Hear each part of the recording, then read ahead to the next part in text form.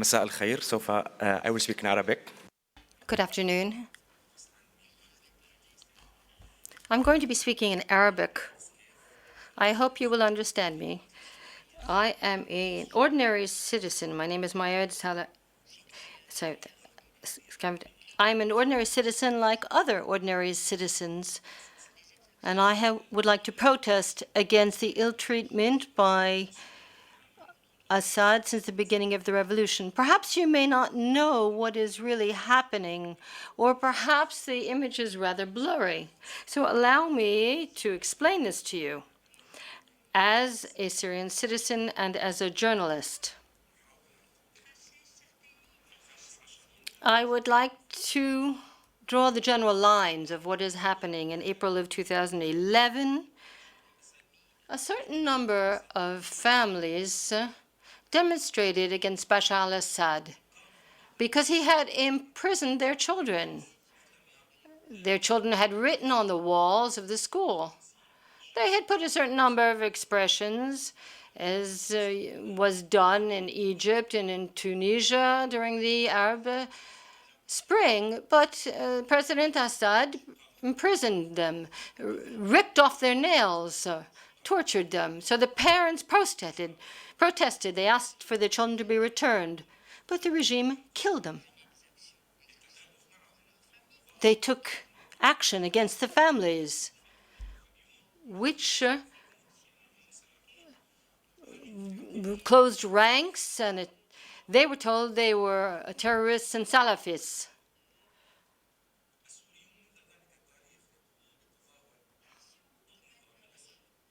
This is the action that the regime carried out to put down a revolution, to put down any revolutionary activity against the regime. And this is not just due to politics. This is because people said, we are against the murders. We're against the slaughter being carried out by the Assad regime. This is probably an exception today. In the region near Damas, there's a young man whose name is Rias Matar. And he launched an initiative to offer flowers and water to Assad's soldiers because he was against war. And so the soldiers put him in prison, tortured him, and killed him, and delivered his body to his family with a letter saying, you can turn him into minced meat.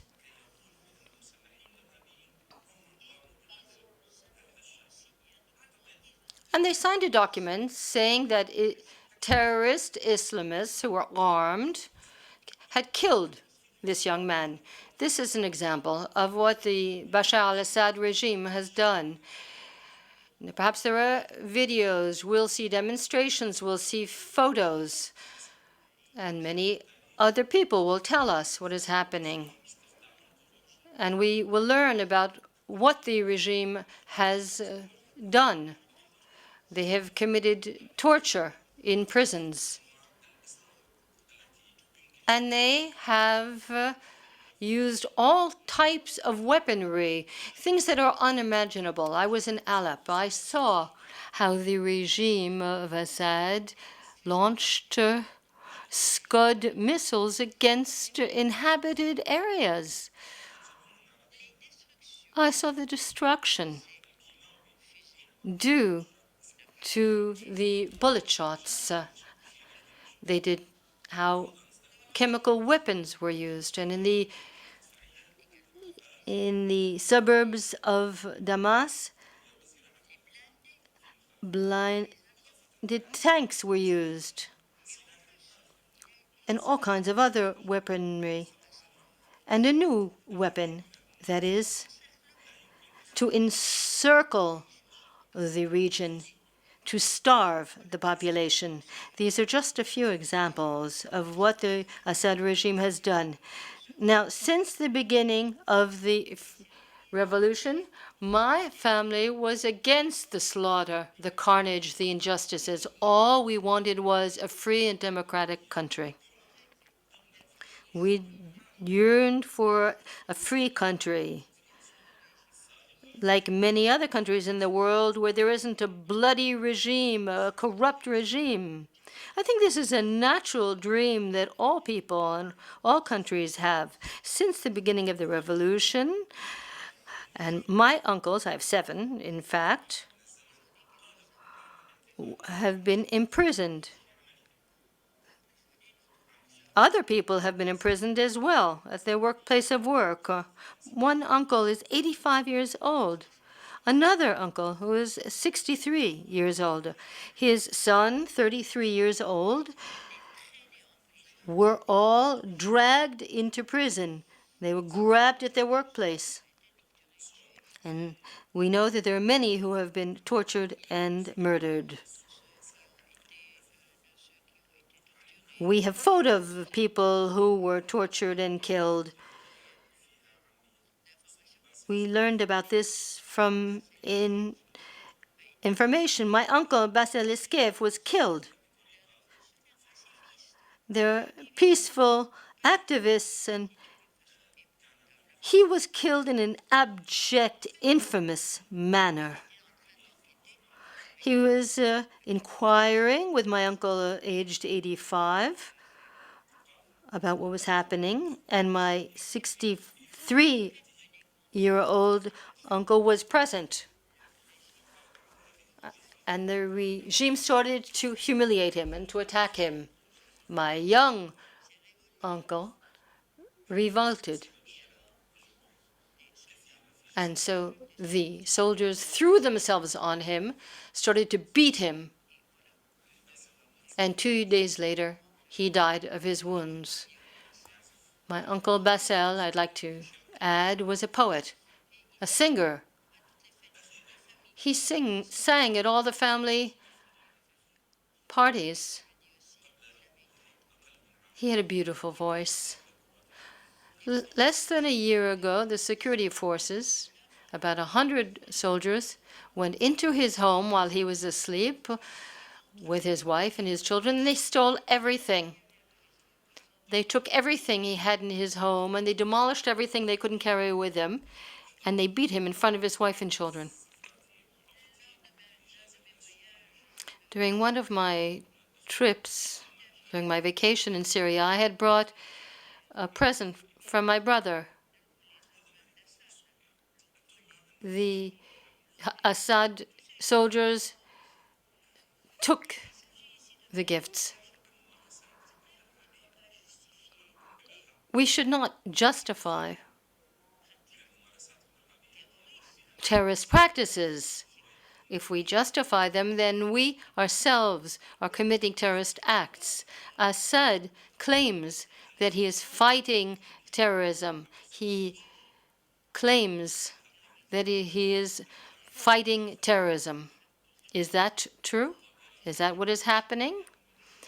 Is he doing that with Scots? Does he need to bomb civilian neighborhoods? These are actions that no one in the 21st century could possibly imagine. But this is what is happening in Syria today.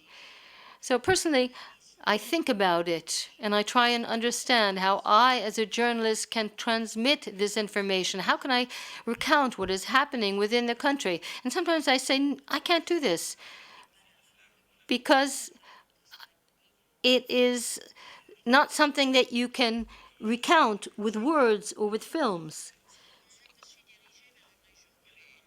I went to a region that had people who were fleeing, and I asked them why they were running away.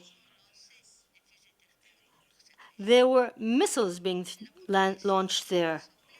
So the population got together to save the people who had been trapped under the rubble. And that is when the regime started launching rockets against those people who were trying to provide assistance to those who were trapped. We've heard that things are calming down, and then a half hour later, once again, the rockets start raining down on the same area. The goal is not only to kill people, the goal was to prevent the journalists from being able to go there and take photographs. They strike hard. They try to strike this region very hard, like all the other regions that are trying to get rid of Bashar al-Assad. The government is trying to punish those who revolt against it. You'll see the picture later on of a young man whom I interviewed. His entire family was killed beside his father and a large number of his neighbors. And this young Moy was talking to me in the form of a poem. And I think it would be impossible to convey all of that. He said, after the bombing, my father called and said, "Are you okay?" I was afraid for my father, and I was bleeding. And I said, "Yes, I'm fine." "But are you all right?" This was a child. He was 10 years old. And at this terrible moment was worried about how his father was doing. Imagine Naif, this young boy, and who at the end of this interview asked me this question: why is Bashar al-Assad trying to kill us? Is it the law of the jungle? And I think that it's hard to find an answer to this question. It would be hard for humanity, the history of humanity, to find an answer, to understand why this crime is being committed. This recalls the Holocaust. This recalls the slaughter of millions of innocents, or of Rwanda. Are we seeing it again? Should we stand by and not react? Well, this slaughtering is taking place in Syria. There are numbers of people being tortured. And can we say we didn't know, I didn't realize? Can we do this? I'm asking you. Thank you.